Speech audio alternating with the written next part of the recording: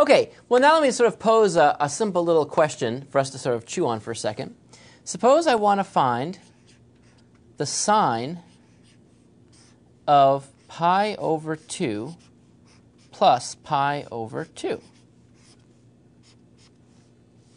Well, okay, one way I could do it is just to add these two up and see that, well, okay, if you add those up, I see that sine of pi over 2 plus pi over 2 equals sine of, well, pi over 2 plus pi over 2 is just pi. And what's the sine of pi? Well, we should know it by now, but you can look at the function, see it's 0. So that equals 0. Okay, so there's the answer. We know it equals 0.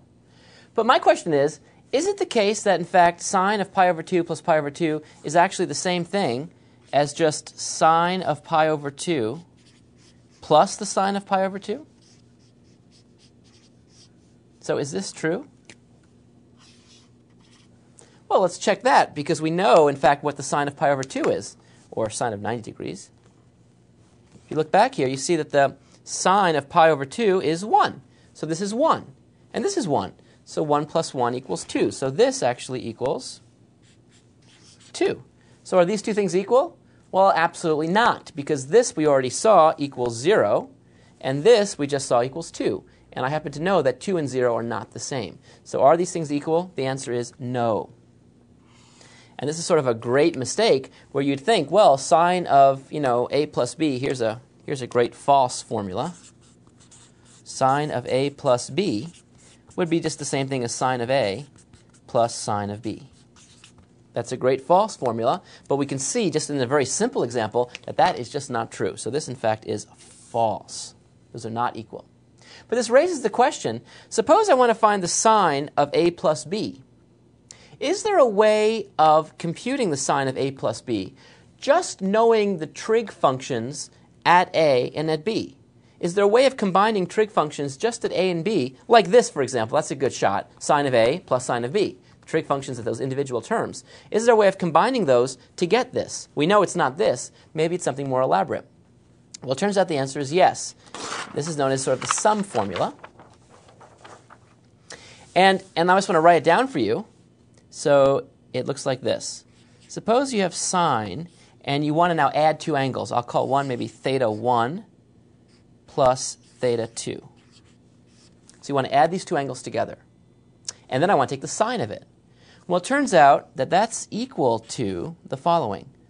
Sine of theta 1 multiplied by the cosine of theta 2 plus the cosine of theta 1 times the sine of theta 2. That's sort of a mouthful, isn't it? It's a long, long formula, but in fact, it's a true formula. Now, I'm not going to prove that for you because it involves some trig stuff, nothing that we couldn't do together, but I don't want to spend a lot of time on the web sort of proving this to you. But this, in fact, is a formula that is for the sine of a sum, just in terms of sines and cosines of the individual angles. Let's just verify that maybe, just for fun. Let's verify it with the example we just took a look at. So let's just see what happens if we put sine of pi over 2 plus pi over 2. Now, we already know what that answer is. That answer we already saw was 0. Let's see if we get 0 this way, too. We should, otherwise this formula is a big fraud. So I've got sine of, and then here I put in pi over 2, times cosine of pi over 2, plus, now cosine of the first angle, so but they're the same, so cosine of pi over 2 times sine of pi over 2. A little sloppy there, but it's the sine of pi over 2. Okay, well, what are these things? Well, what's cosine of pi over 2? Well, look at the cosine function again, and notice that pi over 2, it's 0. So that's pretty cool. That means that this cosine pi over 2 makes this whole thing equal to 0. So that's 0. And then I have another cosine pi over 2, so that's also 0. And look, 0 plus 0 is 0. These match up. So you can see this formula at least holds in this very, very simple case, and in fact it holds in all the cases. This is a formula for what you get when you add two angles and want to take the sine of it. Now, it turns out if you want to subtract two angles, theta 1 minus theta 2, and take the sine of it, the formula is the exact same, except I just changed that to a minus sign there. So that's pretty straightforward. Now, what about with cosine? Well, there's similar formulas for cosine. So let me tell you about those. So cosine theta 1 plus theta 2. It looks a little different, though. It equals cosine theta 1 times cosine theta 2. And now it's minus, even though it's a plus here, it's a minus here, sine theta 1 times sine theta 2.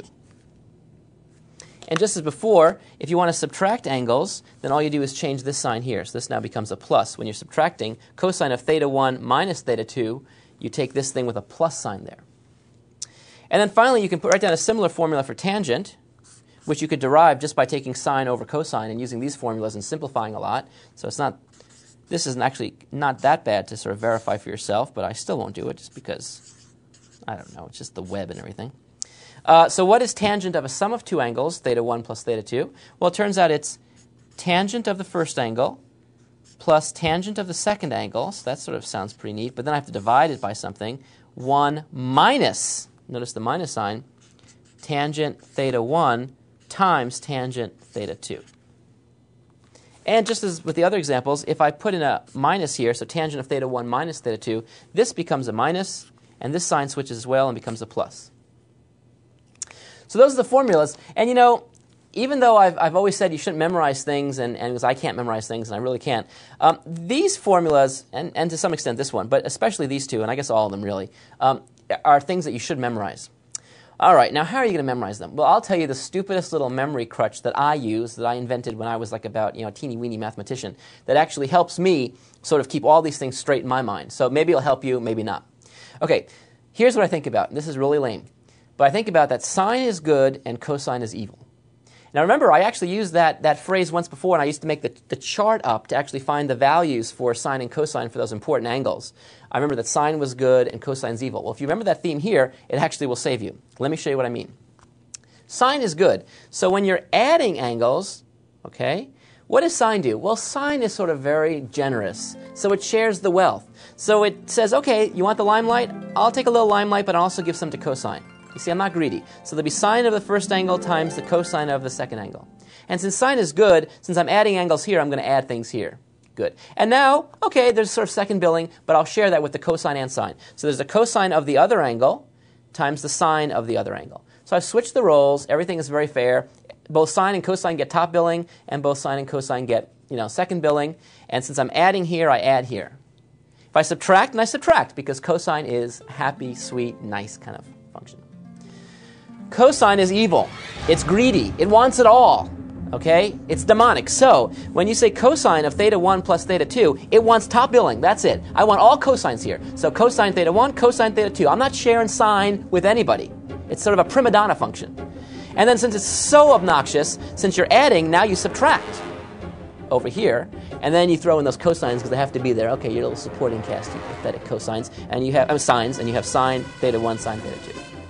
And then if you subtract, it's so obnoxious because then I'll switch and make this a plus here. So you see how bad cosine is?